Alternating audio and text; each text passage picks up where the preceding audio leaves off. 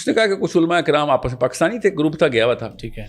بیان کر رہے تھے، درس دے رہے تھے، اور آیت غلط پڑھ دی انہوں نے، اور آیت کا آخری حصہ غلط پڑھا جس میں اللہ کی کچھ صفات ہیں۔ یہاں پہ اللہ تعالیٰ یہ نہیں کہہ سکتے کہ غفور الرحیم کا صیغہ یہاں نہیں لگ سکتا۔ تو اس بدو نے کہا کہ یار آپ کو سمجھ نہیں آ رہی، اتنے غصے کے بعد اللہ تعالیٰ یہاں پہ غفور الرحیم کہیں گے؟ تو سورہ یوسف شروع کی انہوں نے، تو پیچھے سارا کا سارا مجمع رونا شروع ہو گیا جماعت کے دوران۔ قرات کے بیچ میں بھی کہتے ہیں جب آپ نے قرات ختم کرنی ہو نا اور آپ نے رکوع میں جانا ہو تو آپ بتائیں گے کہ قرات ختم ہو رہی ہے۔ میں آپ کو ایک چھوٹا سا واقعہ سناتا ہوں میں، جو کہ ضروری ہے کہ سنایا جائے۔ ایک بدو مسجد نبی میں بیٹھا، اور یہ میں اس بندے کے تھرو سنا رہا ہوں واقعہ جس کے ساتھ یہ واقعہ ہوا ہے۔ اس نے کہا کہ کچھ علماء کرام آپس میں پاکستانی تھے، گروپ تھا، گیا ہوا تھا، ٹھیک ہے، بیان کر رہے تھے، درس دے رہے تھے، اور آیت غلط پڑھ دی انہوں نے، اور آیت کا آخری حصہ غلط پڑھا جس میں اللہ کی کچھ صفات ہیں، ٹھیک ہے، باقی آیت درست پڑھی۔ تو بدو پیچھے سے کہتا ہے کہ آپ نے یہ آیت غلط پڑھی ہے، یہاں پہ اللہ تعالیٰ یہ نہیں کہہ سکتے کہ غفور الرحیم کا صیغہ یہاں نہیں لگ سکتا۔ تو عالم نے کہا جو پاکستانی تھے کہ میں نے آیت غلط پڑھی، ہو سکتی ہے آپ بتا دیں کہ یہاں پہ کیا ہے پھر۔ تو اس نے کہا مجھے نہیں پتا یہاں پہ کیا ہے، میں غلط اپنی طرف سے قرآن گھڑ لوں، مگر یہاں پہ غفور الرحیم نہیں ہو سکتا۔ تو عالم نے کہا اچھا تو یہ کیوں کہہ رہے ہیں آپ کہ یہاں پہ غفور الرحیم نہیں ہو سکتا اگر آپ کو یہ نہیں پتا کہ یہاں پہ کیا ہے؟ تو اس بدو نے کہا کہ یار آپ کو سمجھ نہیں آ رہی، اتنے غصے کے بعد اللہ تعالیٰ یہاں پہ غفور الرحیم کہیں گے؟ تو پھر قرآن کھولا تو عالم نے کہا واقعی یہاں پہ تو اللہ تعالیٰ نے بہت ہی شدت سے شدید العقاب، یہاں پہ اتنا اپنی وہ صفت جبار کی صفت دی ہے کہ یہاں پہ تو تم پہ انصاف ہونا ایسا، اور تم پہ ظلم کے بدلے ظلم، تو جو تم نے ظلم کیا اس کے بدلے اتنی سزا ملے گی یہاں پہ کیسے۔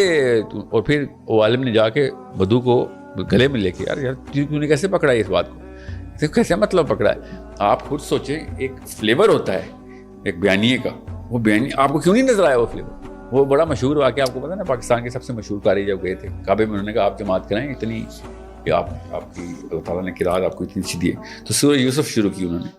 تو پیچھے سارا کا سارا مجمع رونا شروع ہو گیا جماعت کے دوران۔ اور پھر جب انہوں نے سلام پھیر دیا تو پیچھے مڑے تو پیچھے مقتدیوں میں سے کسی نے کہا کہ کیا قرات آپ نے کی، اللہ تعالیٰ آپ کو اس میں اور برکت دے، مگر ایک گزارش کرنی تھی کہ جب یوسف کو کنویں میں پھینک ہی دیا تھا تو رکوع میں جانے سے پہلے نکال بھی لیتے۔ تو یعنی سبجیکٹ پورا جو بھی ایک ٹاپک چل رہا ہے آپ کو اچھا عرب میں اس چیز کا بڑا خیال رکھا جاتا ہے، بالکل وہ بہت خیال رکھتے ہیں اس چیز کا، بالکل میں نے اچھا مجھے اتنا نہیں پتا تھا اندر اس بات کی، اللہ تعالیٰ کی توفیق سے جب کچھ بار گئے پھر مجھے ابو نے، میرے والد صاحب نے مجھے کئی بار ابا جی نے کہا آپ نے آج نوٹ کیا کہ انہوں نے یہ قرات میں تلاوت لمبی کیوں کی؟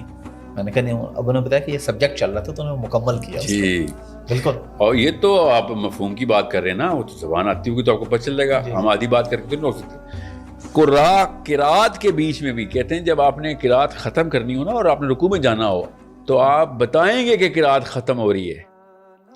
تو جس طریقے سے آپ نے آخری آیت جو بھی آپ نے وہ جیسا حرم میں لمبا کھینچ کے سلو کر کے بالکل آپ اناؤنس کریں گے آپ نے آیت ختم کر، یہ آپ کی قرآن کی ڈیمانڈ ہے، قرات کی ڈیمانڈ ہے۔ ایسے نہیں آپ اچانک بات کرتے کرتے آپ چلے گئے، آپ کی ٹون بھی بتائے گی کہ ہاں یہ اب رکوع آنے والا ہے۔ یہ اس لیول کے اوپر قرآن پاک کی جو ہے نا بیسک تمیز، یہ بیسک تمیز ہے کہ کوئی کتاب پڑھنی ہے تو اس کو پہلے اس کو سمجھ لو کہ اس کے اس کے ریکوائرمنٹس کیا ہیں اس کو کتاب کو پڑھنے اور سمجھنے کے، یہ قرآن ہے۔ اور اللہ کے نبی صلی اللہ علیہ وسلم نے شاہ فرمایا اللہ کو اپنی مخلوق کے اوپر فوقیت ہے، اس طرح قرآن کو ہر کتاب پہ ہے۔ سو قرآن کو ایسے تو نہیں ایزی لے سکتے، اس لیے میں نے آپ سے کہا نا کہ جب آپ کو یہ نہیں پتا کہ قرآن کیوں آیا ہے تو پھر جو ہی کریں گے جو ہم کر رہے ہیں قرآن کے ساتھ۔